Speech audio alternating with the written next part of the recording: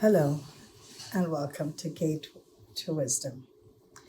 I'm going to tell you three beautiful stories. Two of them are true, and the third one is a Jewish folk story from Algeria. So the first two stories, like I said, are true, and I'm going to first explain to you where they're from, so you can see when I'm saying the country or the name, you will know where it is according to the world map. So here I have the world map. And as you can see, I tried to draw the seven continents. So here's North America, South America, there's Antarctic, Africa, Europe, Asia, and Australia. So this should be the seven continents. I drew it for you now. So the first story I'm going to talk to you about is in Yerushalayim, and it's in Asia, and it's right here, if you could see it, above Africa. Okay, right here, and it takes place in Yerushalayim. The second story I'm going to tell you about is in Barcelona, Spain. And it's that little city, it's that little country right above Africa. And Barcelona is a city close to the ocean. And the third country I'm going to talk to you about is Algeria, the story that takes place in Algeria. And also it goes into Cairo, which is Egypt. So like I said, this is the map that I drew, so you could see where the stories are coming from. So the first one, like I said, is Jerusalem. So this story, I drew you a map, and here is Eretz Israel, and you could see Egypt is here. This is the story I'm going to tell you about Cairo, also about it. But this is Eretz Israel, and Jerusalem is inside, and it is the capital of Eretz Israel. So this story takes place on a hot day in Yerushalayim on a bus. And in Eretz Israel, people go everywhere by buses. Buses are very common, more common than cars. So to get on a bus, you need to buy a cartis. You buy a ticket, and the bus driver stamps the ticket. So the bus driver, as he was a number 3 bus, and the number 3 bus was coming to a stop, and he noticed that there were so many people at the bus stop that want to come in onto this number 3 bus. So the bus driver decided, instead of just opening one little door, the front door, and having one person coming at a time, he could open the back door as well and let a bunch of people come in. And then as they make their way to the front, he will punch their ticket. And everybody will be, usually people are honest. And so what had happened, so that's exactly what the bus driver did. He came to the stop, he opened the front door, and he opened the back door. And 30 or 40 people all came onto the bus at once. As the bus driver was driving, a little boy named Yehuda came to the front, and he said, "You did not punch my ticket." And the bus driver got frustrated, and he's wiping the sweat from his brows, and he's wiping, and he's trying to drive, and he says, "I already punched your ticket. Go sit down. I already punched your ticket." And the boy is devastated, and he said, "Ani lo yachol, ze gneva. I can't be on this bus. It's like I'm stealing. I can't." And he says, "Go sit down right now." And the Yehuda goes back to his seat. And Yehuda, like I said, is very upset. He covers his hands, puts his hand on his lap, and he's crying, and he's just totally upset with what just happened. As the bus driver is driving, he looks in his back view mirror, and he sees Yehuda sitting in his seat crying. So he calls the boy up, and he says, "Makara, lama ata boche? What happened? Why are you crying?" And he says, "You didn't punch my cartis. You didn't punch it. Ze gneva ani lo yachol. I can't be on this bus. It's like stealing. So the bus driver was very, very happy with this little boy, how truthful he is and how sincere he was, and that he didn't want to steal even one single ride on the bus. And he says, "Ata yele tov. Ata yele tov me'od." You're a very good boy. You're a very, very good boy. And you tell the truth. So he punched his ticket and he let him go. This story I heard in the Midrash says, in the Midrash, little stories from Midrash, and I fell in love with it. And it just goes to show you that the kids, their heart is so pure. And he was telling the truth. He couldn't be on the bus without paying for it. The other story is also a true story. And this story I was telling you about, it's in Spain and it's in Barcelona.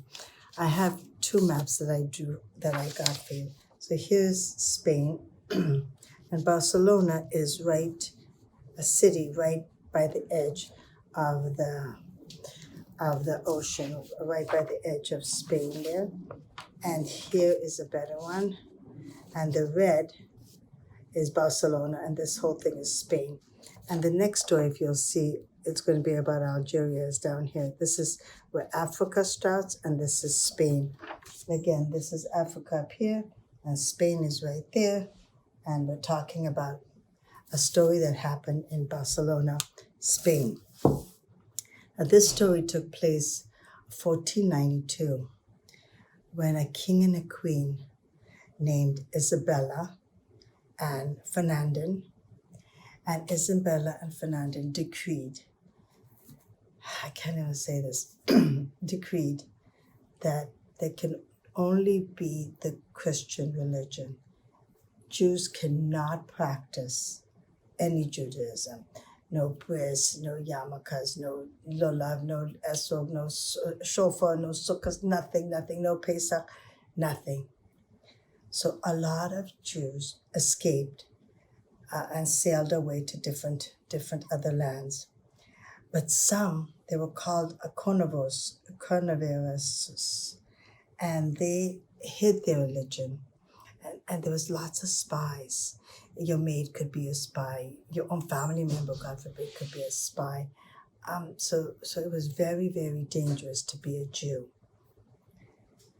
So this takes place in, like I said, in Barcelona. And there was a man, and his name was Don Fernando.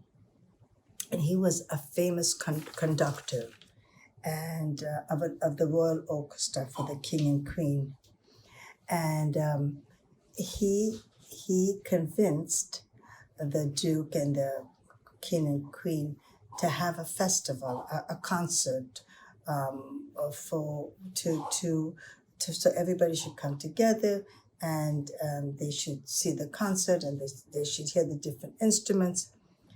And the Duke and the King and Queen agreed, and that once a year, Don Fernando would do a big orchestra, and people would come in. It would be like a huge festival.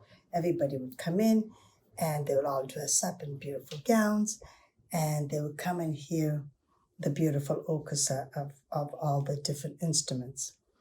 Now, in Barcelona, in the 1400s, the natives made instruments like out of deer toes, of the deer toes. There's different music. Drums were made out of hollow logs. So there was many different kinds of instruments that Fernando had learned to play on and made music for. And he himself owned a harpsichord. A harpsichord is like a piano, and he was always composing different music for the royal family. So one day, as he was composing the lyrics and the music for the festival, his son Raphael came into the room. And Raphael said, I love that music. It's beautiful. And Raphael was looking at all the beautiful instruments. And then he says, Papa, look out the window. So many people are coming to this festival. So many people are coming to your concert. And the father whispered, yes, underneath his breath, yes, there's another festival coming. And the father noticed that there was a maid walking by, so he lowered his voice. And Raphael says, Daddy, tell me, what is it? Papa, tell me, what is it? I'll keep a secret. And Raphael kept his secret very well of being Jewish. He hasn't told anybody or his neighbors or anybody that they're Jewish. But Friday night they would light candles and they would daven quietly and keep the mitzvahs as best they can. So the father quietly had told him, yes, there's another festival coming and it's Rosh Hashanah. And he says, what's that? And the father took out from his cupboard, from his cabinet, a beautiful chauffeur. And he showed him this. And he said, what is this? And he says, this is a ram's horn. This is a chauffeur that the Jews blow every Rosh Hashanah. And in Barcelona, they couldn't blow the chauffeur for like so many years. And Raphael had an idea. He says, Abba, Papa, listen, I could learn to blow the shofar. Please teach me. I could do it. And then we could use it as part of the instrument. It's a native instrument, you know. It's a ram's horn. We could do it. We could do it. And Don Fernando was very scared, but he said, well, the Jewish people haven't heard the shofar for so many years. They have not heard it. It'll be really a big treat for everybody to hear the shofar.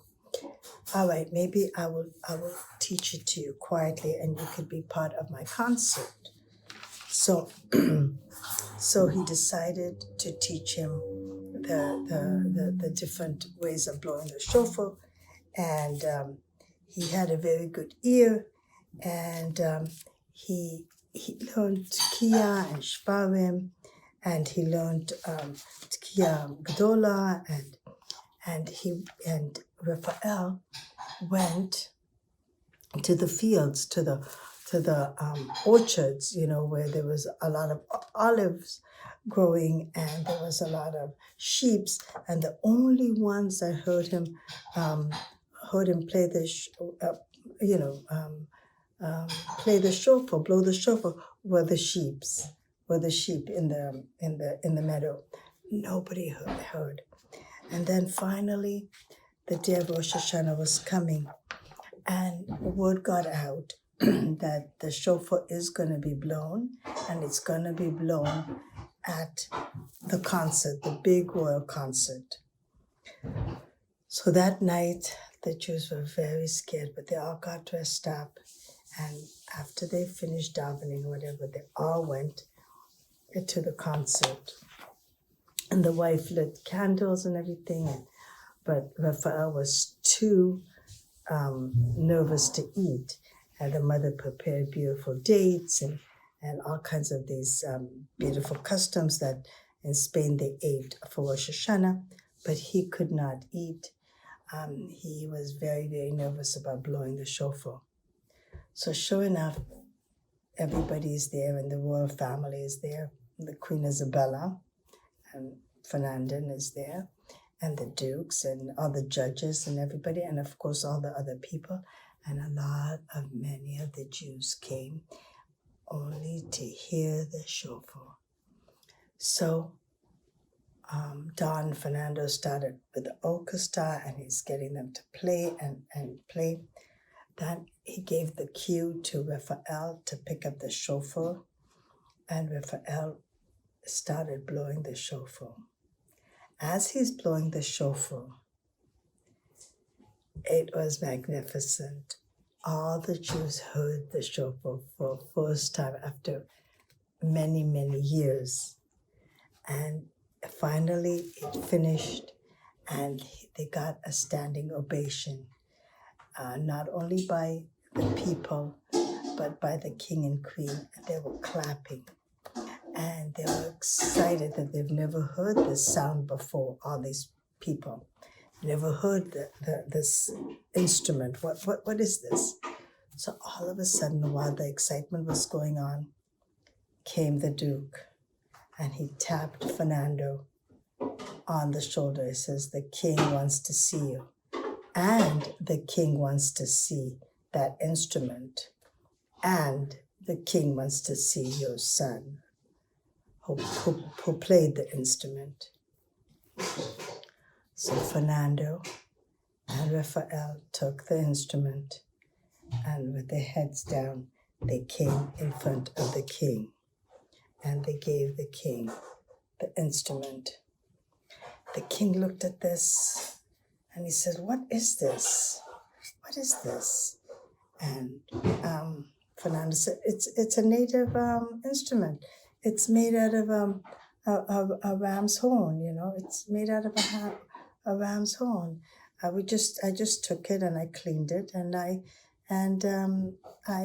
learned how to blow it." And then the king took it, and he tried to blow it, and he couldn't. Tried again, couldn't. Others tried, couldn't. And then they gave it back to Raphael and to Fernando. And the king says, "I'm so honored that you're in my concert, and that you are the only one that can blow this instrument. From now on, I want this instrument to be blown every single year." So that's how the Jews in Barcelona got to hear the Chauffeur that year in 1492 with the king and queen of Barcelona. So now I want to tell you a story, a folk story that happened in Algeria. And Algeria is in Africa, which is a continent down here. So, and Africa is close to Israel as well. As you can see, I'll show you. Here we have a map, and the story is going to take place. Here is Africa. Here's Algeria. The story is going to take place where somebody has to travel all the way to Cairo, which is way up here. And here is Eretz Yisrael in the yellow. You can see that's Eretz Yisrael. So, and this is the desert that you have to pass to go from Algeria to Cairo. So this is the story that I'm going to tell you. This is a folk story about a little boy named Yosef. In Algeria, there was a widow with 7 children. The oldest boy, his name was Yosef. And Yosef would go early in the morning to the marketplace and clean all the fruit stands. And then he would put on new fruits on these stands. But he would clean, and as a reward or as a payment for his hard work, the owner would give him potatoes or grain or rice or whatever he had extra. He would give it to the boy, to Yosef, and Yosef would bring it home, and the mom would cook, and the mom also worked tirelessly from morning to night just to bring a little bit food for her 7 children. But the best thing of all was Shabbos. When Shabbos came, when Shabbat came for them, and they lit the candles, and whatever food they had, the best food they saved for Shabbat.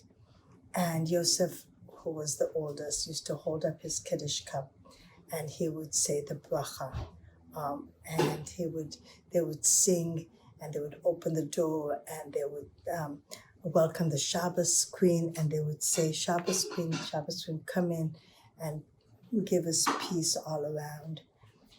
And so this is how the family supported themselves. So then one day, as Joseph was walking to do his work, he heard people calling his family name, and they were looking for him. They were looking for his family. So Joseph says, "That's us. That's us. That's my family. Come to my mother's house." So the man came to the mother's house and gave her a letter, a stamped letter that was closed. It was official from the government, and the mother opened the letter, and she saw that her husband had a relative in Cairo. Remember, I said Cairo is in Egypt. She has a letter. They live in Algeria, and the letter came from Cairo, which is right here, which is Egypt. And the letter said that there are no relatives except for you, and you are able to take all this money because you're the only living relative there is for your husband that had a relative in Cairo. So now there's a dilemma.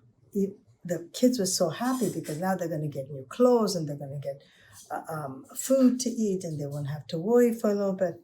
But the mother was very worried. How is she going to go from Algeria through the desert all the way to Egypt, to Cairo, to over here, to get the inheritance? And she can't travel with 7 children all the way, and she didn't have anybody to leave the children with. Joseph said, I'll go. I'm old enough. I promise I'll be careful. And the mother says, no way, you're 10 years old. I'm not sending you in the desert to Cairo, and who knows what will happen. I don't know even when you get back and how long it takes. No, I'm not doing this. But Joseph insisted. He says, Ima, this is our chance to get the money to help us. Hashem gave us this opportunity. Let's embrace it. So the mother, seeing how persistent Joseph was, she says, okay. She dumped everybody's money out that she's been saving for Pesach, for each one of the kids' clothes. She took all that money. She took everything she had, and she barely had enough to go to the caravan leader and give him the money. He said, here, please take care of my son and take him to Cairo and bring him back. And please, while you're going through the desert, he can't travel on Shabbat. Please stop the caravan on Shabbat. And the leader says, are you crazy, lady? We're supposed to stop in the desert. Do you know how hard it's going to be? Are you nuts? There's no way we're doing that. There's just no way. That's going to cost you extra. Now, she barely had anything to give him as is. What is she going to give him now? So she had her wedding band, her gold wedding band that she sold, and she gave it to them. And she says, okay, but you promise me you're going to stop for Shabbat, because Joseph can't travel on Shabbat. And the leader of the caravan took the money and said, let's go, we're leaving.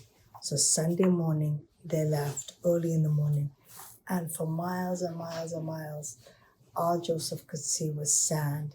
And it took forever. Sunday, Monday, Tuesday, Wednesday, Thursday. Finally, Friday was coming. And he reminded the caravan leader, hey, listen, you promised my mom that you will stop for me for one day so I could keep Shabbat. And she also paid you extra. He says, forget that. I don't remember any deal what you're talking about. Leave me alone. We're not stopping. You want to stay here, you go.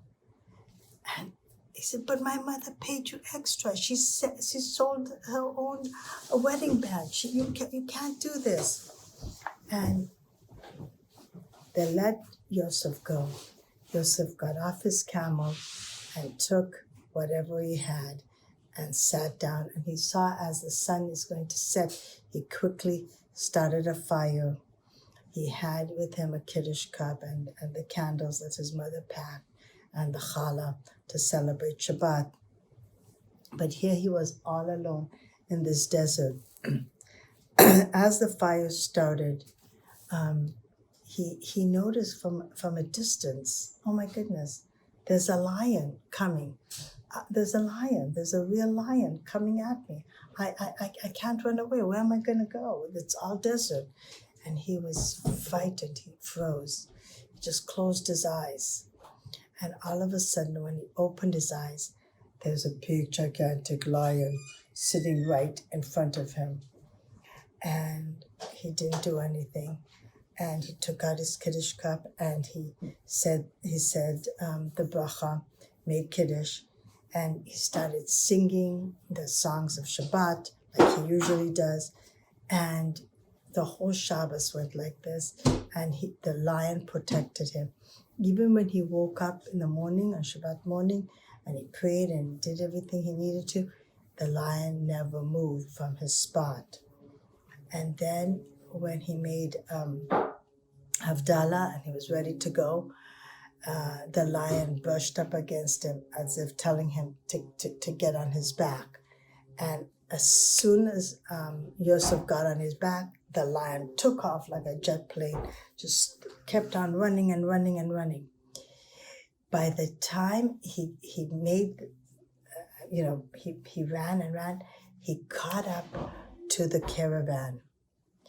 Now, the caravan leader sees this lion, got scared, gets off gets off the camels, and everybody is hiding in the sand because they're afraid of this lion is going to eat them up. And the leader, the caravan leader, says, "Listen, I'm sorry. Here, take all your money back. Here's your mother's ring. Take everybody's money. Here, you be the caravan leader. You lead us to Cairo." And sure enough, Yosef led everybody in this big lion to Cairo. And when he came to Cairo in the narrow streets, the lion was the first one, and Yosef was on top. He went to the government building and he got 2 full sacks of silver coins, and then got back on the lion's back, and the lion quickly took him back to Algeria. To Algeria. And as they were going through the desert and everything, he took him back very, very fast. Just before coming to Algeria, the lion stopped, and Joseph knew that the lion's not coming into Algeria. To the city, he hugged him and thanked him very much, and the lion all of a sudden disappears. And Joseph goes to his mother with seeing his siblings there, and they were very excited that he's holding 2 sacks of money, and it was full of silver coins. So this story is about a lion that kept Shabbat, and it's a folktale story from Algeria, and I really enjoyed this story. But like I said, these are beautiful stories about three children, different countries, and I hope you enjoyed it.